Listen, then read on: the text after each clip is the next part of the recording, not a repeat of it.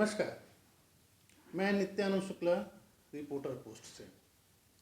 आज आपकी बात आपके साथ में हम कुछ मुद्दों पर चर्चा करेंगे। कुछ राष्ट्रीय होंगे, कुछ बिहार के होंगे और कुछ झारखंड के होंगे। झारखंड में हम चर्चा करेंगे नियोजन नीति और उस पर चल रही राजनीति को, लेकिन ये चर्चा होगी सबसे अंत में। सबसे पहले आज की जो प्रमुख समाचार हैं हम उन्हें बता देते हैं, जो ट्रेंड कर रहा है आज देश में न्यूज़ के रूप में। तो सबसे पहले बता दें कि राहुल गांधी ने व्यंग करते हुए कहा है कि बीजेपी और आरएसएस उनका गुरु है। दूसरी सबसे बड़ी चीज़ ये है कि एक रशियन रिफ्यूजी जो है उसे अरेस्ट किया गया है उड़ीसा में। वो पुतिन का क्रिटिक माना जाता है। तीसरा न्यूज़ ट्रेंड कर रहा है वह है बिहार के मुख्यमंत्री नीतीश कुमार ने कहा है कि अगर जो राहुल गांधी को प्रधानमंत्री का उम्मीदवार बनाया जाता है तो उन्हें इस पर कोई आपत्ति नहीं होगी। आज हम इन तीनों के बाद झारखंड में चल रही नियोजन नीति पर चर्चा करेंगे।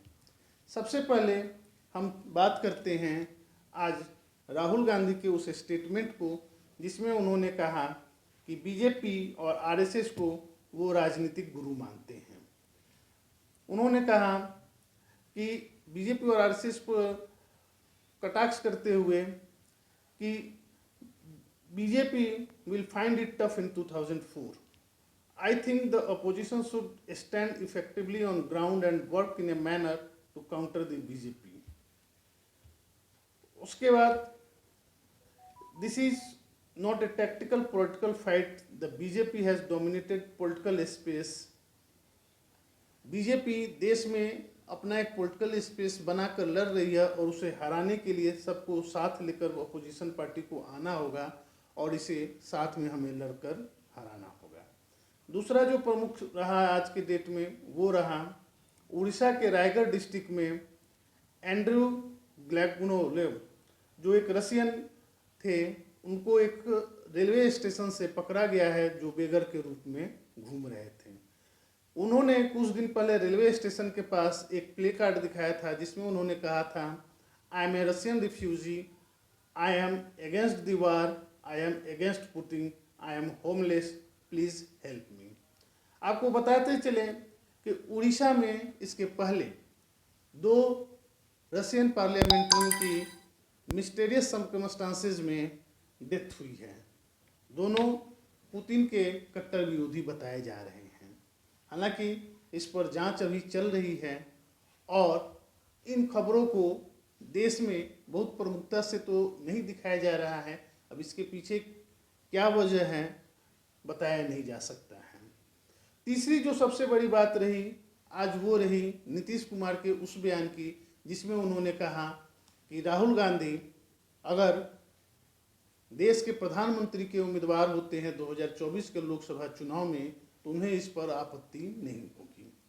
नीतीश कुमार का ये बयान जो है पॉलिटिकल सर्किल में काफ़ी मायने रखता है, इसलिए कि जब उन्होंने बीजेपी छोड़ा था तो ये माना जा रहा था कि वो प्रधानमंत्री बनने का ख्वाब देख रहे हैं, जिस पर बार बार नीतीश कुमार ने कहा था मैं प्रधानमंत्री की रेस में नहीं हूँ। क्या कांग्रेस के साथ नीतीश कुमार की कोई अंडरस्टैंडिंग हुई है और अन्य पार्टियों पर दबाव बनाने का एक प्रयास है ताकि राहुल गांधी के भारत जोड़ो यात्रा और उसके बाद उभर रहे राजनीतिक समीकरण में राहुल गांधी को एक सर्वमान्य नेता बनाया जाए।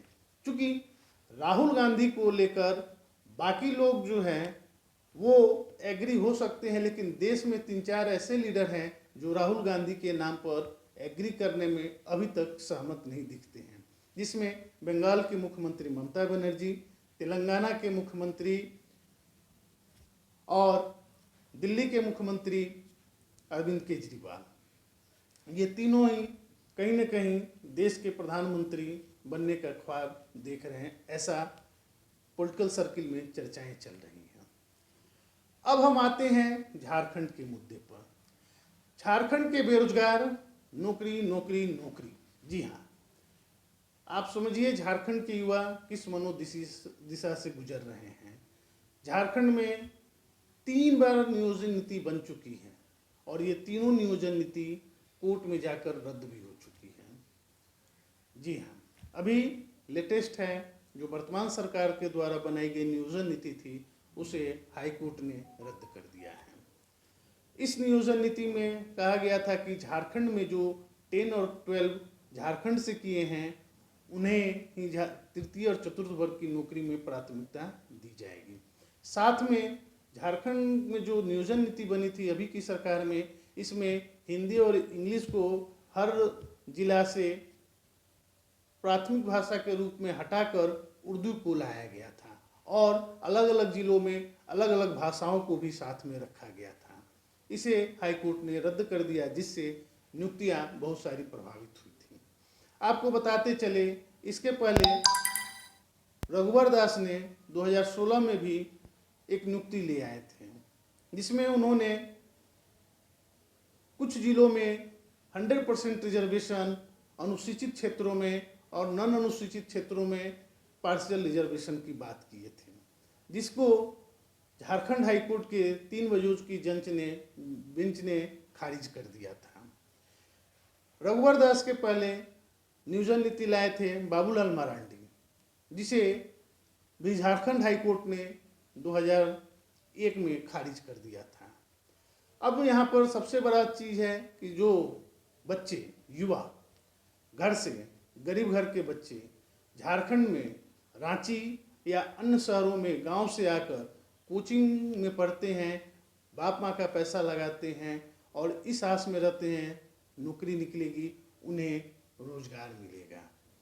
ये कहीं ना कहीं उनके साथ एक क्रूर मजाक है, क्योंकि युवा होते हैं, उनका नौकरी करने का एक एज होता है।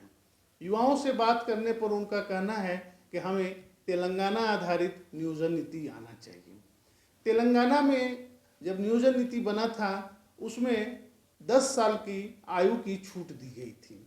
झारखंड में भी बच्चे जो है कम से कम 5 वर्ष आयु की छूट मांग रहे हैं। उनका कहना है कि 2-3 साल लगभग कोरोना में बीत गया और वैकेंसियां भी जो आई हैं वो काफ़ी देर से आई हैं। ऐसे में युवा चाहते हैं कि एक ऐसी नीति बने जिसमें झारखंड के युवाओं को जगह मिले, प्राथमिकता नहीं जगह मिले, और वो जो वर्षों से मेहनत कर रहे हैं, पढ़ाई कर रहे हैं, बाप माँ के सपनों को लेकर गांव से छोड़कर आए हैं, किन्होंने बकरी बेचा है, किन्होंने गाय बेचा है, किसी ने भैंस बेचा है, या कोई खेत गिरवी रख कर आए हैं और रांची और अन्य शहरों में अपनी पढ़ाई कर रहे हैं, उन्हें जल्द से जल्द नौकरी मिले। इस पर हमने बार बार इस इशू को हम अपने चैनल के माध्यम से दिखा रहे हैं कि युवाओं का क्या कहना है और इस पे हमारे राजनेताओं का क्या कहना है।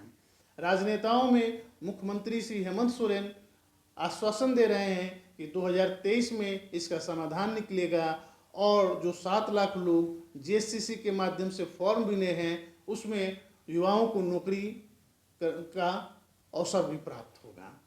दूसरी ओर बीजेपी के नेता और पूर्व मुख्यमंत्री बाबूलाल मरांडी का कहना है कि आप एक ज़रूरत हो तो सर्वदलीय बैठक कराइए, 1 दिन 2 दिन 3 दिन आप बैठक करिए और हाई कोर्ट के जजमेंट के आधार पर जो संविधान के सारे पैरामीटर्स को फिल करता हो उसके आधार पर आप नियोजन नीति ले आएँ, ताकि यहाँ के युवाओं को रोजगार मिल सके, युवा ज़्यादा समय तक नौकरी का इंतज़ार न करे, समय पर परीक्षा हो और वो नौकरी पाकर अपने बाप माँ का सपना पूरा कर सके।